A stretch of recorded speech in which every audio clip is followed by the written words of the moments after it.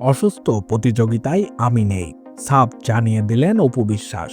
চলুন জেনে নেওয়া যাক বিস্তারিত। ঢাকাই সিনেমার চিত্রনায়িকা অপু বিশ্বাস ও শবনম বুবলির দ্বৈরথের গল্প কারোরই অজানা নয়। চিত্রনায়ক সাকিব খানকে কেন্দ্র করে প্রায়শই কথার লড়াইয়ে জড়িয়ে পড়েন দুজন, কারণ এই দুই নায়িকাই সাকিব খানের সন্তানের মা। সম্প্রতি বাবা দিবসে সাকিব খান ও সন্তানদের নিয়ে ফেসবুকে পাল্টাপাল্টি স্ট্যাটাস দিয়েছেন অপু বিশ্বাস ও শবনম বুবলি।